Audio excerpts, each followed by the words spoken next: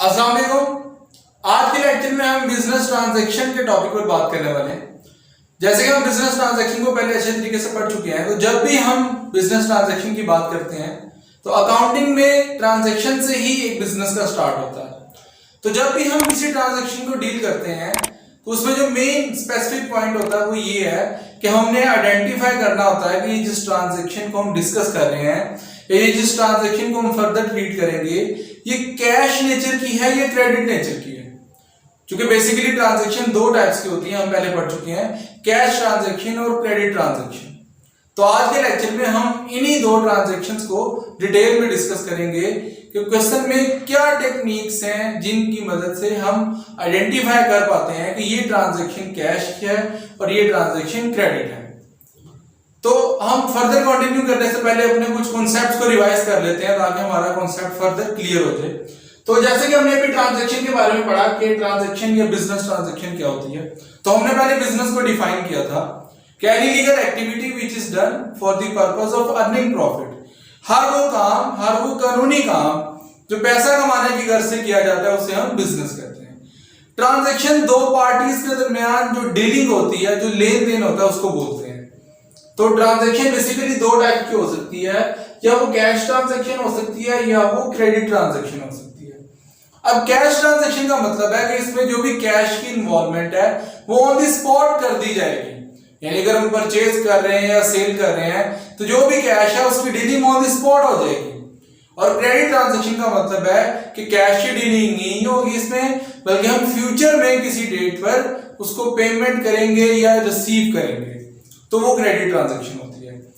अब बेसिकली जब हम क्रेडिट ट्रांजैक्शन और कैश ट्रांजैक्शन की बात करते हैं तो इससे मजीद जो कॉन्सेप्ट डिराइव किया जाता है वो परचेज और सेल का है।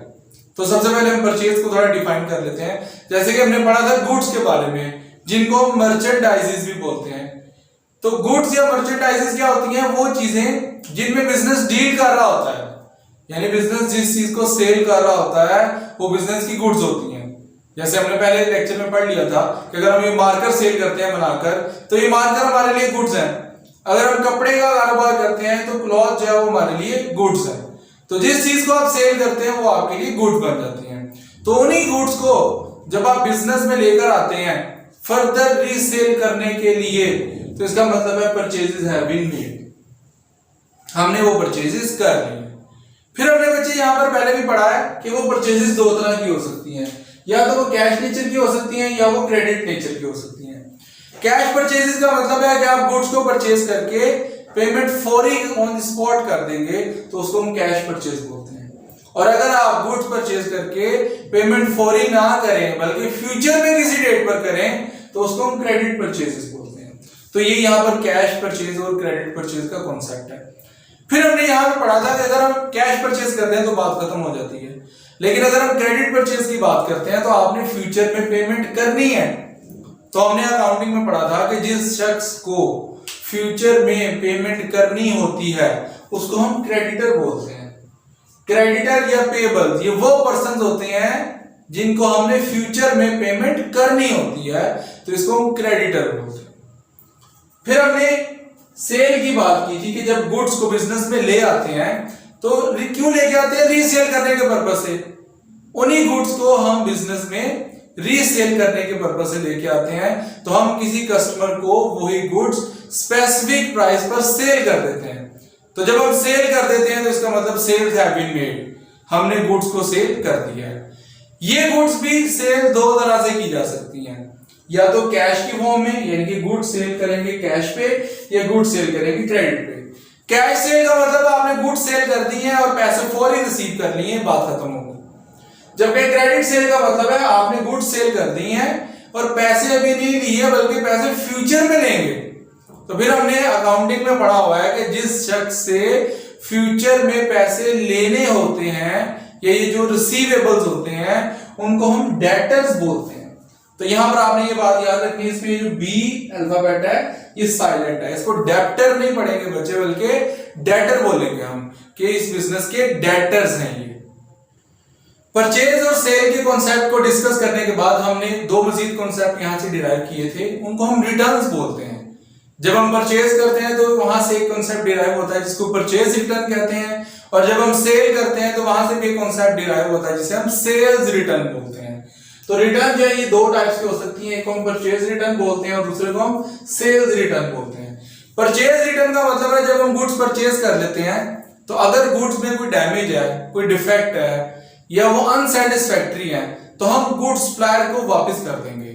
तो चूंकि बाहर की तरफ हम वापस कर रहे हैं तो इसको हम परचेज रिटर्न बोलते हैं और इसी का दूसरा नाम रिटर्न आउटवर्ड भी होता है और इसको हम रिटर्न टू सप्लायर भी बोलते हैं। तो ये तीन नाम इसके हैं, रिटर्न आउटवर्ड भी इसी को कहते हैं, रिटर्न टू सप्लायर भी इसी को कहते हैं और परचेज रिटर्न भी इसी को कहते हैं।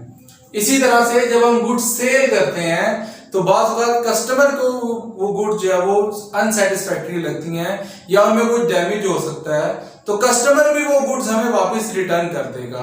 तो इसको हम सेल्स रिटर्न बोलते हैं या रिटर्न इनवर्ड बोलते हैं या इसके अलावा रिटर्न फ्रॉम कस्टमर भी कहते हैं। तो ये तीन नाम इसके लिए भी यूटिलाइज किए जाते हैं। तो उसके बाद हम अपने मेन टॉपिक की तरफ आते हैं जिसका नाम है rules for the identification of transaction. कि जब हम किसी ट्रांजैक्शन की बात कर रहे हैं, हमारे सामने अगर एक ट्रांजैक्शन लिखी हुई है तो हमने ये आइडेंटिफाई करना है कि ये ट्रांजैक्शन कैश है या क्रेडिट है। तो कैश ट्रांजैक्शन को आइडेंटिफाई करने के भी कुछ रूल्स हैं और क्रेडिट ट्रांजैक्शन को भी आइडेंटिफाई करने के कुछ रूल्स हैं। तो सबसे पहले आपको बेसिकली ये समझना है कि ये डिफरेंस करना क्यों जरूरी है, क्योंकि बच्चे जब हम अकाउंटिंग में फर्दर आगे चलते जाते हैं, हम जर्नल की तरफ जाते हैं, लेजर जाते हैं, ट्रायल बैलेंस में जाते हैं, बैलेंस शीट में जाते हैं, तो हम जब इन सब चीजों में रिकॉर्ड करते हैं तो जो कैश ट्रांजैक्शन है उसका ट्रीटमेंट कुछ और होता है और क्रेडिट ट्रांजैक्शन का ट्रीटमेंट कुछ और होता है। तो इसलिए इन दोनों में डिफरेंस को क्लियर करना बहुत जरूरी है ताकि हम किसी भी किस्म के एरर को अवॉइड कर सकें। तो सबसे पहले हम बात करते हैं कैश ट्रांजैक्शन की कि अगर कोई ट्रांजैक्शन लिखी हुई है, हमने आइडेंटिफाई करना है ये कैश ट्रांजैक्शन है, तो कैसे पता चलेगा, क्या रूल्स है उसके लिए। तो पहला रूल है जिसके लिए the word cash is mention. अगर किसी ट्रांजैक्शन में आप देखें कि द वर्ड कैश लिखा हुआ है तो इसका मतलब है वो एक कैश ट्रांजैक्शन है। एग्जांपल किस तरह से होगी, परचेज गुड्स ऑन कैश ₹5000। अब आप यहां देख सकते हैं कि ये वर्ड कैश जो है ये यहां पर मेंशन है, तो इसका मतलब है कि ये जो ट्रांजैक्शन जिसकी हम बात कर रहे हैं ये एक कैश ट्रांजैक्शन है। एक और एग्जांपल देख सकते हैं, सोल्ड गुड्स ऑन कैश ₹10,000। अब इसमें भी वर्ड कैश मेंशन है, तो इसका मतलब है ये भी एक कैश ट्रांजैक्शन है। तो हमें कैश ट्रांजैक्शन को आइडेंटिफाई करने का पहला रूल क्लियर हो गया, जिसका मतलब ये है कि उस ट्रांजैक्शन में वर्ड कैश लिखा हो। फिर हम दूसरे रूल की तरफ चलते हैं, द नेम ऑफ बायर और सेलर इज नॉट मेंशन्ड। यानी कि उस ट्रांजैक्शन में बायर और सेलर दोनों में से किसी का नाम भी मेंशन नहीं होगा। जैसे फॉर एग्जांपल परचेज गुड्स ₹1000, हमने गुड्स परचेज की 1000 से। अब बायर का नेम क्या है, सेलर का नेम क्या है, ये इस ट्रांजैक्शन में नहीं है, तो ये भी एक कैश ट्रांजैक्शन है। एक और एग्जांपल देख सकते हैं, सोल्ड गुड्स ₹2000। अब बायर कौन है, सेलर कौन है, वो भी इस ट्रांजैक्शन में मेंशन नहीं है, तो ये भी एक कैश ट्रांजैक्शन है।